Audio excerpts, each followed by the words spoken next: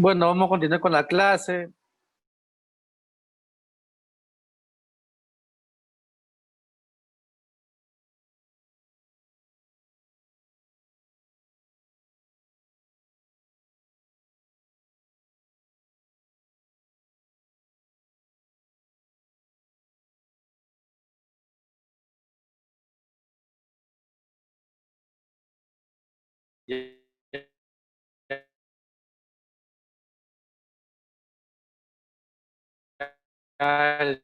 Vamos al siguiente video y así mismo la vamos a Se escucha así como entrecortada la voz, profe. ¿Me escucharon? Ahí Está entrecortado, profe. Profe, A ver, pero no indico de nuevo. En base a estos dos videos, va a haber un cuestionario habilitado el día de mañana. Es un cuestionario sencillo, pero en base a estos dos videos, para que lo hagan el día de mañana. No va a estar habilitado todo el día. Entonces vamos a continuar con la clase. Ya está siendo grabada. Y vamos a darle. Hola, bienvenidos a todos y vamos a empezar esta segunda parte de transformadores, del tema de transformadores, explicando el funcionamiento y las características principales de estas máquinas eléctricas, ¿vale? Entonces vamos a empezar por el funcionamiento, explicando un poco lo que es el transformador ideal y luego las diferencias que va a presentar el transformador real con respecto a este transformador ideal, ¿de acuerdo? Entonces el principio de funcionamiento, y por ahí vamos a empezar, pues parte de la idea de que si conectamos uno de los dos devanados de los que habíamos hablado en el vídeo anterior, el primario, imaginaros que el primario tiene n-1 espiras, ¿vale? Espiras son vueltas de alambre, de cable, las tiene enrolladas alrededor del núcleo, pues tiene n-1 espiras, ¿vale? A una tensión alterna U1. La corriente alterna que circule por este devanado provocará un campo magnético alterno, ¿de acuerdo? Hay variación de la corriente, puesto que es alterna, en cada momento es diferente, y esta variación de la corriente dará lugar a una tensión de autoinducción en el primario, ¿vale? Esto lo explica la ley de Faraday. Cuando hay una variación de la corriente que circula por un circuito, en este caso por una bobina, puesto que la corriente está variando, se va a crear un campo magnético que también va a ser variable y que se va a oponer a la variación de esa corriente, ¿de acuerdo? Bueno, pues como el campo que también atraviesa el otro bobinado, imaginaros que tenemos también otro bobinado al que llamábamos en el vídeo anterior secundario, imaginaros que ese segundo bobinado tiene n-2 espiras, ¿de acuerdo? N-2 vueltas de alambre. Bueno, pues como el campo, decía, también atraviesa ese otro bobinado, pues y ese campo va a ser variable, como decíamos, inducirá en este una tensión alterna U2. ¿De acuerdo? De la misma frecuencia. Acordaros que los transformadores van a convertir unos niveles de tensión e intensidad en otros, pero siempre en la misma frecuencia, ¿vale? Entonces vamos a mirar a ver el transformador ideal, para luego comprender lo que es el transformador real, ¿de acuerdo? Entonces vamos a ver el transformador ideal. Un transformador, ya sabemos la idea, ya sabemos la idea de la que partimos. Una bobina crea un campo magnético e induce una tensión alterna en otra bobina a la que llamamos secundaria. Bien, pues un transformador ideal va a ser ese dispositivo que no va a tener pérdidas de ningún tipo, ¿vale? Con un devanado de entrada y uno de salida, el primario. Un transformador ideal va a ser ese dispositivo que no va a tener pérdidas de ningún tipo, ¿vale? Con un devanado de entrada y uno de salida, el primario y el secundario. Las relaciones entre la tensión, el voltaje de entrada y el de salida, y entre la corriente de entrada y la de salida, pues están dadas por dos sencillas ecuaciones, ¿vale? Que se van a poder demostrar de manera teórica mediante la ley de Faraday. ¿Veis la figura, la que tenéis en pantalla? Y en ella veis que el primario se alimenta de una tensión alterna con un generador de alterna a una tensión V sub P, ¿no? V del primario. Por ese circuito primario circula una corriente I sub P, y del primario, que es también alterna, ¿vale? Y en bornes de la bobina aparece una fuerza electromotriz, una tensión E sub P, ¿de acuerdo? Se genera un flujo alterno y se induce una tensión E sub S en el secundario, si os fijáis. Comienza a circular una corriente si es que ese secundario está conectado a una carga, empieza a circular una corriente alterna de la misma frecuencia y de otro nivel, de otro valor, y su S, y cae una tensión en la carga V sub S. De tal manera que si el primario tiene N sub espiras y el secundario N sub S espiras, se puede hallar la relación entre todas estas variables de entrada y de salida, pues sabiendo que esa relación viene dada por el número de vueltas que tiene cada una de las dos, cada uno de los dos bobinados. ¿De acuerdo? Esa relación, que se llama relación de transformación, pues viene dada por N sub P entre N sub S, las vueltas que tiene el primario entre las del secundario. Y es aproximadamente igual a la relación directa entre tensiones, igual a la V del primario entre la V del secundario, la V de entrada entre la V de salida, e inversamente proporcional a la relación entre las corrientes, I del secundario entre I del primario. ¿Qué quiere decir esto? Que si, por ejemplo, la tensión del secundario aumenta con respecto a la del primario, aumenta su valor, lo que va a ocurrir con la corriente del secundario es justo lo contrario, va a disminuir con respecto a la que circula por el circuito primario. ¿Vale? Pues fijaos, en el transformador mostrado, pues tiene N sub P vueltas de alambre en el primario y N sub S vueltas de alambre en el secundario. ¿Vale? Asimismo, aplicamos el voltaje V sub P en el lado primario del transformador y se produce el voltaje V sub S que veis en el lado secundario. ¿Vale? Pues según la ley de Faraday, que os aparece ahí en pantalla, la tensión inducida depende siempre de la variación del flujo y del número de conductores. ¿Vale? Del número de vueltas. Esto es, pues, la fórmula que tenéis ahí, la tensión inducida, el número de conductores entre la velocidad de variación del flujo magnético. En condiciones ideales, el flujo que atraviesa el secundario va a ser igual al que atraviesa el primario. Recordar que estamos en un transformador ideal. Suponemos que todo el flujo que genera el primario es para inducir al secundario. Bueno, pues esta suposición va a ser suficientemente exacta en el caso de un transformador en vacío y con núcleo de hierro. Así vamos a obtener pues las ecuaciones que os van a ir apareciendo, ¿vale? La tensión en el primario, la U sub 1, la de entrada, va a ser igual, según esta ley, al número de vueltas del primario por la velocidad de variación del flujo en ese primario. La tensión de salida va a ser el número de vueltas del secundario entre la variación del flujo con respecto a la velocidad de variación del flujo en el secundario. Pero ¿qué pasa? Que la variación del flujo, tanto en el primario como en el secundario, es la misma, por tratarse de un transformador ideal, no hay ningún tipo de pérdida. Por lo tanto, podemos llegar a la conclusión que si despejamos en cada una de ellas la velocidad de variación del flujo con respecto al tiempo, pues nos encontramos que eso es igual a la tensión del primario entre el número de vueltas del primario e igual a la tensión del secundario, la tensión de salida, entre el número de vueltas del secundario. Con lo cual, al final, reordenando un poquitín toda esa igualdad, vemos que U sub 1 entre U sub 2 va a ser igual a N sub 1 entre N sub 2. Y es a lo que llamamos N o R sub T, que es relación de transformación. ¿De acuerdo? Está definida como la relación de vueltas del transformador o, lo que os decía, relación de transformación. ¿Vale? Puesto que la característica principal o fundamental en un transformador ideal es que no se produzcan pérdidas de potencia, pues esto se va a poder expresar de la siguiente manera, de la manera que veis ahí. Si no pierdo potencia, la potencia en el primario, la activa, va a ser igual a la potencia en el secundario.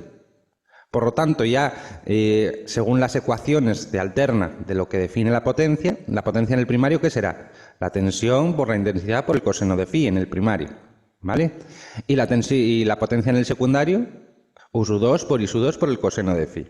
Fijaos que no hay desfase, el desfase no cambia del primario al secundario. ¿Vale? Por lo tanto, y de aquí, si igualamos, si hacemos si el coseno de phi se va a ir en un lado de la igualdad y del otro, y por lo tanto reordenando un poquitín esa igualdad, vemos que U sub 1 entre U sub 2 es igual a I sub 2 entre I sub 1, que vuelve a ser la relación de transformación. Luego, con la ley de Faraday, hemos demostrado aquellas igualdades que veíamos en un principio en la imagen del transformador ideal. ¿Vale? Fijaros que lo que os decía, el ángulo de desfase phi de la tensión U1 es el mismo ángulo que la U2, ¿vale? Y el ángulo de desfase de I1 es el mismo que el de I2. ¿De acuerdo? La relación de transformación del transformador ideal va a afectar solo a las magnitudes de los voltajes y las corrientes, pero nunca a sus ángulos de desfase. ¿De acuerdo? Bueno, pues esas ecuaciones que acabamos de ver y que más allá de ser una expresión matemática, quiero que le encontréis el sentido, bueno, pues van a describir las relaciones entre las magnitudes y los ángulos de los voltajes y corrientes en los lados del primario y del secundario del transformador. Van a dejar sin responder un interrogante. Vamos a ver. Puesto que el voltaje del primario es positivo, en un lado específico de la bobina, ¿cuál será la polaridad del voltaje del secundario? Claro, en los transformadores reales sería posible identificar la polaridad del lado secundario solamente pues abriendo el transformador y examinando sus devanados. ¿De acuerdo? Claro, esto no es viable. Entonces, para obviar esta necesidad, los transformadores utilizan la convención de puntos, que es la que estáis viendo ahora mismo en pantalla. Los puntos aparecen en un extremo de cada devanado, indicando la polaridad del voltaje y la corriente en el lado secundario del transformador. Mirad, la relación es la siguiente. ¿Veis la figura? Y veis los dos puntitos arriba, ¿no? Donde pone NSUP y NSUS. Bien, pues fijaos, en cuanto al voltaje, si el voltaje primario es positivo, en el extremo de la bobina marcado con un punto, respecto al extremo que no tienes la marca, pues el voltaje también será positivo en el secundario, marcado con un punto. Las polaridades del voltaje son las mismas respecto a los puntos en cada lado del núcleo, ¿de acuerdo? Siempre la flechita, la mayor tensión, el mayor potencial, se produce donde están los puntos. Sin embargo, con las corrientes, fijaos, si la corriente del primario del transformador fluye hacia adentro del devanado primario por el extremo marcado con punto, fluye hacia adentro por el extremo marcado con un punto en el primario, pues la corriente secundaria irá al revés, fluirá hacia afuera del devanado secundario por el extremo que esté marcado con un punto. Es decir, por un lado entra y por el otro sale. ¿De acuerdo? Esa es la convención de puntos. Bien, ya hemos visto el transformador ideal, entonces no tenemos pérdidas de ningún tipo, pero ¿y qué pasa con los transformadores reales entonces? Porque fijaos que los transformadores ideales que hemos estado describiendo, pues la realidad es que nunca se van a poder construir. Lo que se puede construir pues son transformadores reales, es decir, dos o más bobinas físicamente envueltas alrededor de un núcleo ferromagnético. Hombre, las características de un transformador real se aproximan mucho a las de un transformador ideal, pero solo hasta cierto grado, ya que los materiales de los que se componen los transformadores suponen pues que haya resistencias debidas a los conductores del primario y secundario, las que vamos a llamar R1 y R2, reactancias de dispersión de las bobinas de ambos bobinados X1 y X2. Bueno, eso de las reactancias de dispersión o flujos de dispersión, aunque suene así un poco demasiado técnico, no es más que parte del flujo magnético que se crea, parte de las líneas de campo que se crean en ese campo magnético, en ese flujo, pues se pierden al aire, sin más. No todas las líneas de campo pues atraviesan una bobina e inducen corriente en la segunda o en la del secundario, sino que parte de ellas pues se pierden al aire. Y eso es el flujo de dispersión. Bueno, además, el propio núcleo magnético que va a ser el elemento que vaya a guiar a esas líneas de campo para que no se escapen demasiadas al aire, pues tendremos un núcleo de hierro. Bueno, pues ese núcleo magnético pues no es perfecto, ¿vale? Sino que en él se van a inducir corrientes parásitas que esas corrientes parásitas lo que van a producir son pérdidas. El mismo material va a estar sometido a magnetizaciones constantes, en un sentido o en el otro. Acordaros que es corriente alterna, lo que supondrá pérdidas por histéresis. y parte de las líneas de flujo se escaparán al aire en el entrehierro, en lo que se llama una pequeña luz. Al montar el núcleo magnético no se monta en una sola pieza, sino que va montado pues normalmente con dos tipos de formas, como habíamos explicado en el vídeo anterior. Y bueno, donde se unen esos dos perfiles, pues hay un pequeño hueco que se llama entrehierro y por el cual se escapan parte de las líneas al aire, ¿vale? Muy poquitas, pero unas pocas. Ahí hay una pequeña pérdida de potencia. ¿Vale? Las pérdidas por histéresis pues dependen del material, ¿vale? Hay materiales que utilizan mucha energía para magnetizarse, se magnetizan mucho, y otros que tienen un ciclo de histéresis pequeñito, que se magnetizan poco. Por lo tanto, es bueno utilizar núcleos cuyo ciclo de histéresis sea estrechito para evitar estas pérdidas por histéresis. Bueno, pues al final, todas estas imperfecciones, por minimizadas que estén, supondrán pequeñas diferencias en relación entre las tensiones y corrientes de alimentación del primario y de la carga en el secundario que hacen la relación de transformación, utilizando estas variables, pues va a ser una aproximación, eso sí, muy cercana a la relación de transformación real de la máquina. ¿De acuerdo? Entonces, un poco el principio de funcionamiento sería ese. Luego veremos las pérdidas de potencia en el siguiente vídeo y otros tipos de características, ¿vale? De historias, pero en el principio de funcionamiento quedaros con eso, ¿vale? Una bobina produce un campo magnético, ese campo magnético es guiado por un núcleo y se induce una corriente o una tensión, dependiendo si tengo conectado una carga o no, en el secundario del transformador, en otra bobina, ¿vale? Bien, ¿qué características debemos tener presentes a la hora de mirar un transformador o la placa de características de un transformador? Pues fijaos, las características nominales son datos que en base a las condiciones de servicio van a definir las prestaciones a efectos de garantías y condiciones de ensayo especificadas, pues todos los parámetros del transformador. Por ejemplo, vamos a ver los más relevantes, ¿vale? La tensión nominal, por ejemplo, en valor eficaz siempre. La tensión nominal de un arrollamiento es la tensión aplicada u obtenida en vacío entre los bornes de un arrollamiento monofásico. ¿Vale? Por ejemplo, la relación de transformación nominal. La relación de transformación nominal es la que existe entre las tensiones nominales de los arrollamientos primario y secundario. ¿Vale? La tolerancia en la relación real del transformador construido, fijada por las normas, es más o menos de un más menos 0,5% con respecto a la relación nominal. En el caso de transformadores cuya tensión de cortocircuito es baja, la tolerancia es de una décima parte del porcentaje de impedancia. Bueno, quedaros con que la relación de transformación nominal pues es más o menos el 0,5% arriba o abajo de la relación de transformación ideal, ¿vale? Real. La frecuencia nominal, os decía, un transformador no va a cambiar la frecuencia entre primario y secundario, por lo cual la frecuencia nominal es aquella a la cual el transformador está destinado a funcionar, ¿vale? En nuestro caso, pues van a ser en Europa 50 Hz o 60 Hz en América, ¿vale? La potencia nominal, importante este dato, la potencia nominal es el valor convencional de la potencia aparente, ¿de acuerdo? En kVA, kilovoltiamperios, se llaman kVA, o megavA, megavoltiamperios, ¿de acuerdo?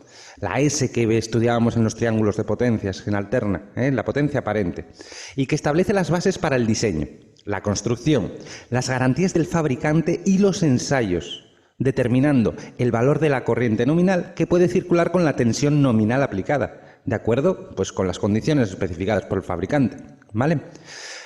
A ver, la potencia nominal asignada corresponde a servicio continuo. Sin embargo, los transformadores pueden ser sobrecargados ocasionalmente. Las normas pues fijan unas indicaciones y criterios a aplicar en algunos casos particulares, ¿vale? Pero normalmente, hombre, no van a estar sobrecargados, demasiado. En cuanto a la corriente nominal, fijaos que es el valor que se obtiene dividiendo la potencia nominal de un arrollamiento por la tensión nominal de dicho arrollamiento y por el factor de potencia, el factor de fase apropiado.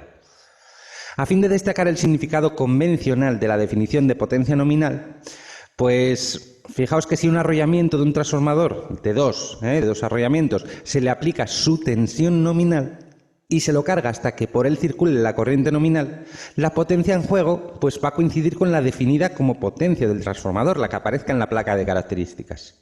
Bien, y en el otro enrollamiento, ¿qué? ¿Qué pasará? Pues que circula también la corriente nominal, mientras que la tensión en bornes de este ya no va a ser la nominal, porque va a depender del factor de potencia de la carga. Y en consecuencia, la potencia que puede medirse en este punto está afectada por el rendimiento del transformador. Bueno, ya hablaremos de todo esto. Quedaros con los datos, con las características principales.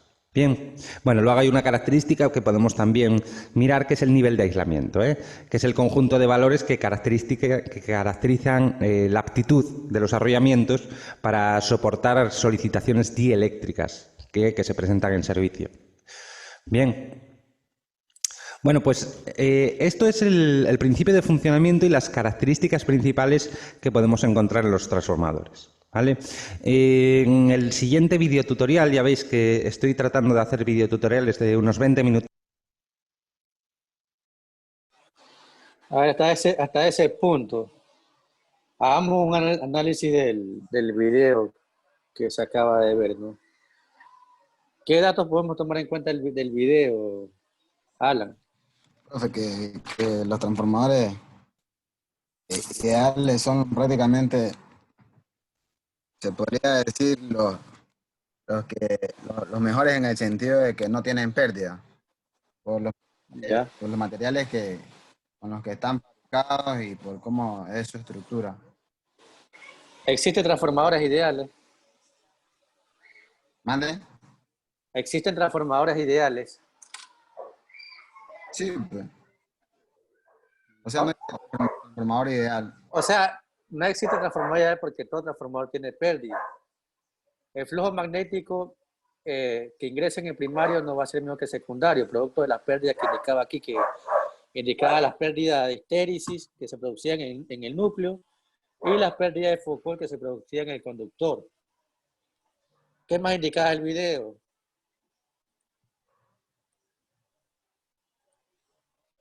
Gonzalo.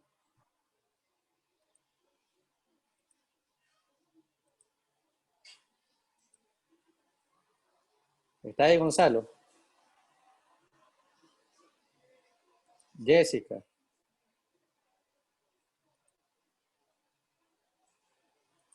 Tampoco está Jessica, se fueron.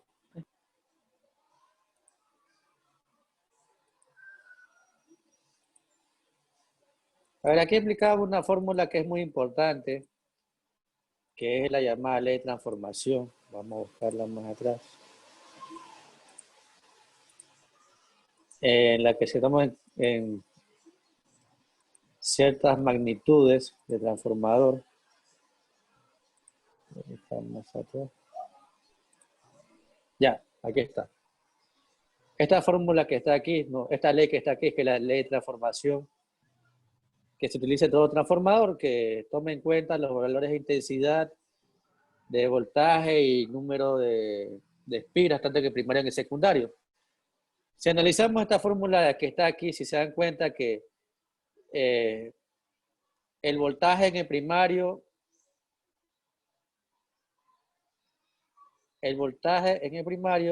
es inversamente proporcional a su intensidad. ¿Sí? Y el voltaje en el secundario es inversamente proporcional a su intensidad. ¿Qué significa esto, Alan? ¿Qué significa que están inversamente proporcionales?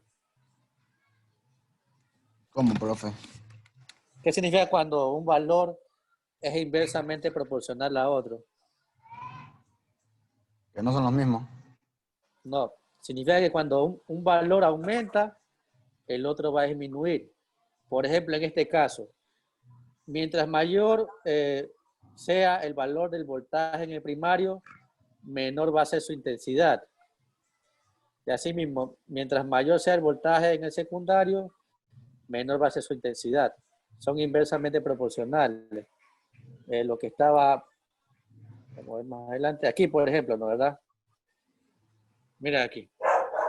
Aquí el voltaje es muy alto, es 1000 voltios y va disminuyendo el valor, la intensidad. Aquí va disminuyendo. Un minuto. Aquí en el secundario, por ejemplo, va disminuyendo el voltaje, si tomamos en cuenta el primario, Aumenta el amperaje. aumenta el amperaje. Entonces, mientras uno aumenta, El el otro disminuye. Eso significa que están inversamente proporcionales. ¿Sí? Y son directamente proporcionales con el número de vueltas. Si se dan cuenta, el voltaje primario es directamente proporcional con el número de vueltas en el primario. Y el voltaje en el secundario va a ser directamente proporcional al número de vueltas del secundario. Eso quiere decir que mientras mayor número de vueltas se le dé al primario, mayor va a ser su voltaje. Mientras menor el número de vueltas, menor el voltaje. Lo que está aquí, miren, si se dan cuenta que no. En el primario tiene mayor número de vueltas, el voltaje va a ser mayor. Y en el secundario, el número de vueltas es menor, el voltaje va a ser menor. Entonces, el voltaje es inversamente proporcional a la intensidad y directamente proporcional al número de espiras. Algo que indica también ahí, que la frecuencia se mantiene. Va a ser la misma en todo el transformador.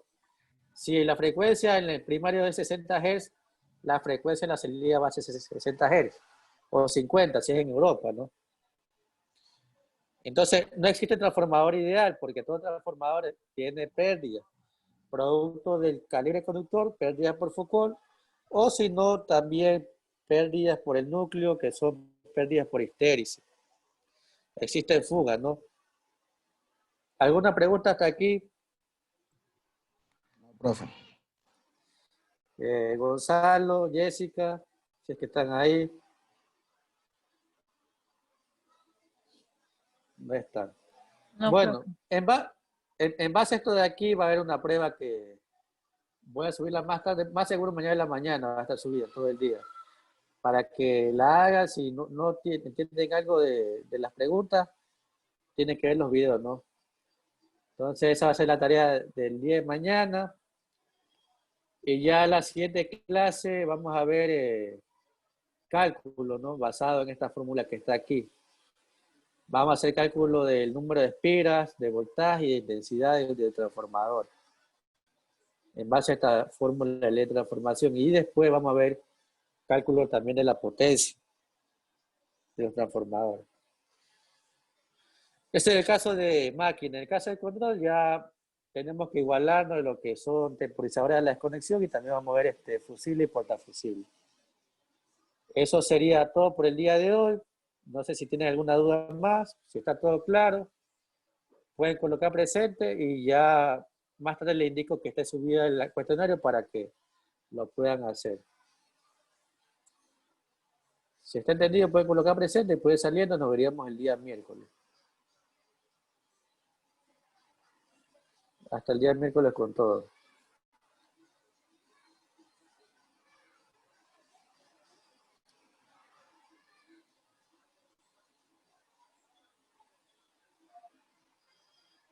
Y bueno, creo que Gonzalo no está. Ya.